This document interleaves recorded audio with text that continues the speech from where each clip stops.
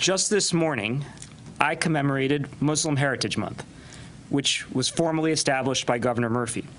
New Jersey is the proud home to over 320,000 Muslim Americans, a community that is incredibly diverse in and of itself. Every member of this community, just as every member of the state of New Jersey, deserves to live and worship however it is they choose to do so without fear for their safety. I want every resident of our state to know that we are bringing all of our resources to bear to keep our Muslim friends and neighbors safe, as well as all New Jerseyans safe. Just as we are going to continue to work around the clock to identify and bring to justice anyone involved in the killing of Imam Sharif. Regardless of the motivation, we also know that Imam Sharif is just the latest casualty in the senseless gun violence epidemic that plagues our state and our country. Combating the gun violence epidemic is our core priority in my office and in law enforcement throughout our state. Let me be clear. Tragedies like what we've experienced today, regardless of their motivation, should not happen, period. While we will bring these perpetrators to justice, and we will do so, there is nothing that we can do to bring Imam Sharif back to his loved ones and to his community. That wound, tragically, will never fully heal.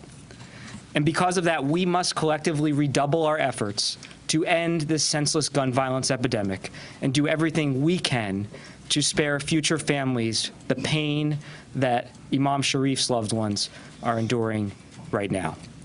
I'll now turn the podium over to Essex County Prosecutor Ted Stevens. Thank you.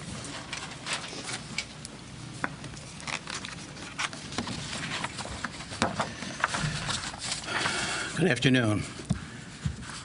First, I want to, on behalf of the entire Essex County law enforcement family, we want to thank Attorney General Matthew Platkin for joining us in this effort to address today's heinous killing.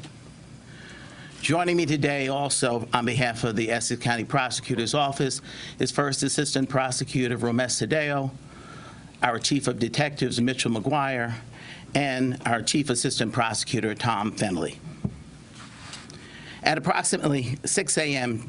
today, Newark Police Department was alerted to the shooting of Imam Hassan M. Sharif of Masjid Muhammad Mosque, located in the 200 block of South Orange Avenue here in Newark.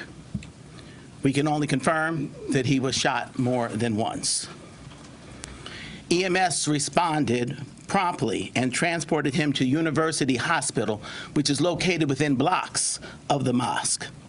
And despite the valiant efforts of the hospital staff, the imam succumbed to his injuries at 14:21 this afternoon. Shortly after the shooting was discovered, the Essex County Prosecutor's Office joined the Newark Police Department in the investigation of this matter, and we took over the matter wholly after the pronouncement. At this time, all investigative resources are being utilized. Although at this stage in the investigation, we do not have a motive, as the Attorney General indicated. It does not appear that the imam was a victim of a biased crime or that this is related to terrorism. While the Essex County Prosecutor's Office is the lead agency in this investigation, this office always continuously works closely with our long-established partners. First, Newark Police Department, of course, is at the forefront, but we've received also numerous offers of assistance from other state and local agencies. And I want to thank for joining us today, FBI Special Agent in Charge Jim Dennehy and ATF Special Agent in Charge Brian Miller for their attendance and their support. While I have indicated that this investigation is at the very early stages, the impact on the community of this sort of particularly dastardly crime cannot be understated. It's not lost on anyone here in the law enforcement community here in Essex County. and we're dedicated to bringing You've justice been listening for to the an update imam's there family. from the Essex County prosecutor and also the New Jersey Attorney General on the fatal shooting of an imam in Newark earlier today.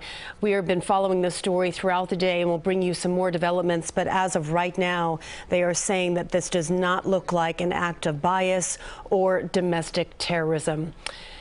Again, we have a team of reporters covering this story for you, a Newark community that is going to be deeply affected by the death of this religious leader in that particular area. A shocking crime indeed, and we will learn more from those prosecutors and from the investigators when we see you back at 5 o'clock. I'm Dick Brennan. And I'm Christine Johnson. Now back to Hot Bench. Another day to be thankful for today. Weather-wise, we'll see a pretty mix of sun and clouds, and numbers are a little bit above normal. Tonight, a brief snow shower can't be ruled out. Won't be widespread. There's just not a lot of available moisture in place yet. That changes Saturday into Sunday, and if there's enough cold air around then, we're talking about